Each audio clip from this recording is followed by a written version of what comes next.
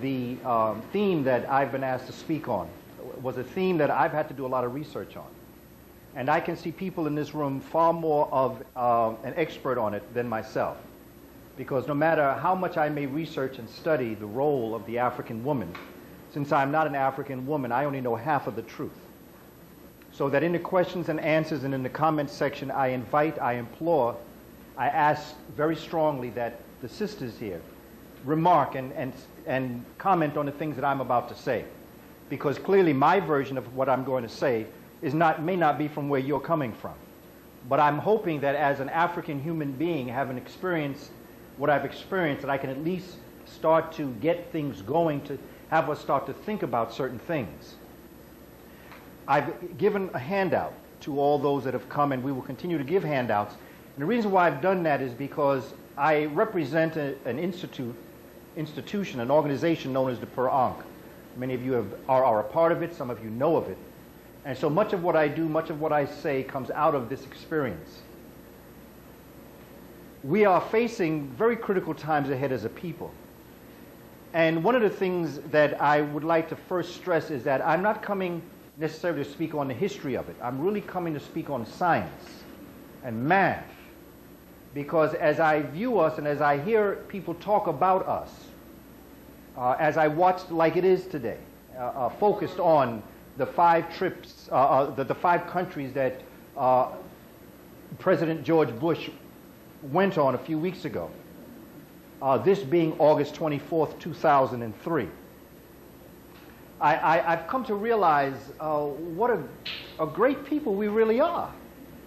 And the more I experience some of the negative aspects and some of the ways in which people abuse us and use us, and although I wish that as a people we could just stand up once and for all and do what needs to be done as a people, I know that that hasn't come yet the way it should come.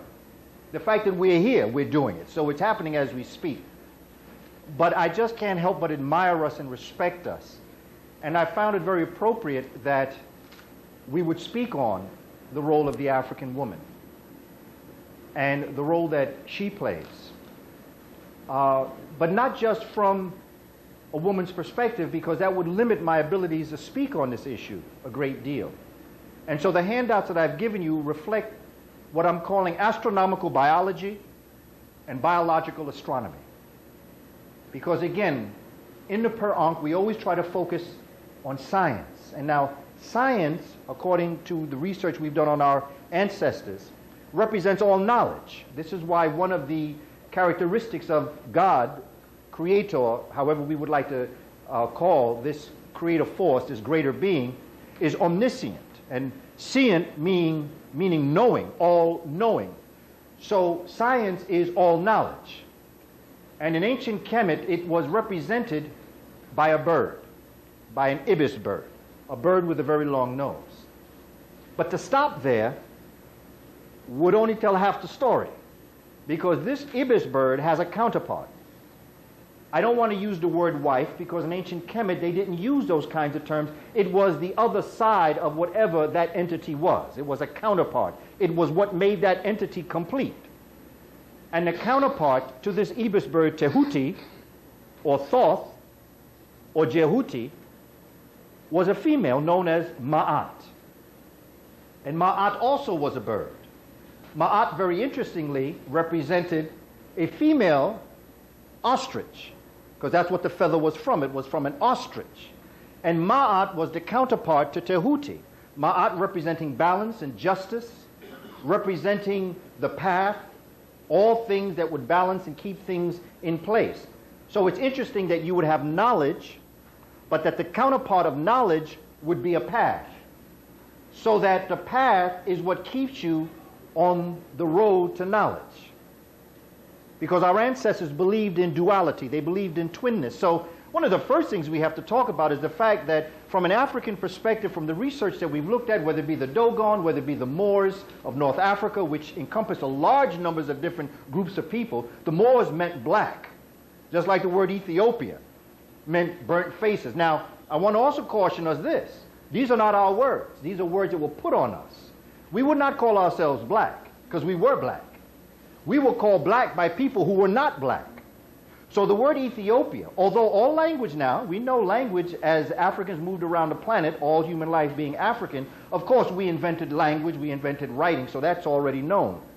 But once a depigmentation process occurred and once a change occurred, then we begin to see people coming back to the land, and the people that they view, they're calling different.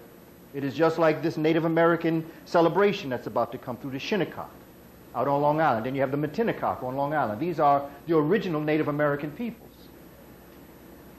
The peoples that we see who they say are Native Americans surely could not have been the original Native American people. They couldn't have been. And the reason why is because the people we see today, complexion-wise, somewhat are close to the complexion of the European American. When these first peoples came to the shores of America, not just the Caribbean, because that would have been a copper people. That would have been the Arawak or the Taino, the Lucayo, the Carib. Okay, we already we know what they were. But when you come along the northern part of this continent, and these Europeans come in contact with these peoples, the first thing they call them is red. And the first thing the indigenous population called these invaders is pale. So there had to have been a stark difference between the complexions of these two people, not by my word, but by the words that we hear them calling each other. So that the view that people had coming into a land immediately create a look of the people. And what's so interesting is that the European, African, as Dr. Richard King would call them, is very steeped in complexion.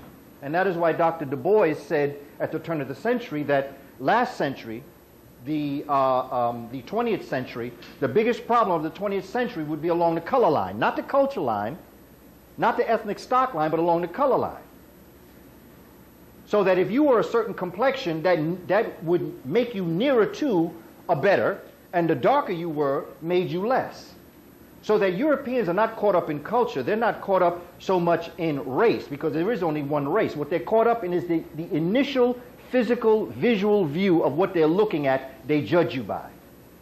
So that the word Moor and the word Ethiopia, although if you go back into the roots of it, certainly has an African flavor to it, but it is a word that peoples unlike us put on us, projected on us in order for them to be able to deal with us, because they cannot deal with anything that they do not know and have put into a category.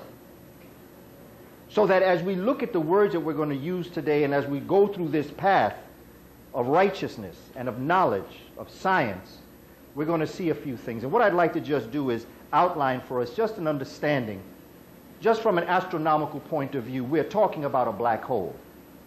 Before we even get into the other aspects of what a black hole is, because a black hole we find, again, looking from an African perspective, the most important things in the cosmic universe repeat themselves constantly through the universe. And as we're able to adapt these concepts onto things, we better can explain them because of the nature of us understanding the original of the words. So that one of the first things I want to do is I want to look at the handout that I've given you. I just want to rotely go through this for the camera's sake and for our sake, but just in case we have questions, just exactly what I've given you, why I've given it to you, and how we can begin to understand this. The title, The Hidden Wisdom of the Black Hole, Ancient Science and Mathematics Deep Within the Black Woman or the African Woman's Womb. Because it's important to understand it. I didn't put that in the title, but that's what we're talking about. Because as far as I'm concerned, there is only one womb, and that's the African woman's womb. To say the African woman's womb would assume that there's another kind of womb, and there isn't. We following along with what I'm saying? See, we got to understand this. There's only one human being on the planet. This human being has gone through, according to research, a mutation. It has adapted to its surroundings in order to survive. If it didn't, it wouldn't survive. So therefore, a dark complexion, curly hair, wide-nosed, thick-lipped African individual would depigment itself into the straighter hair, the aquiline nose, the thinner lips, the lighter complexion, the hair on the body in order to survive a devastating ice age. Now you want to talk about a Ma'afa, a terroristic disaster? You want to talk about an Mfakani? You're talking about the ice age. Yes, African folk have gone through ours also, but that's a man-made, a human-made Ma'afa. This was a nature-made Ma'afa. And so that we as an African people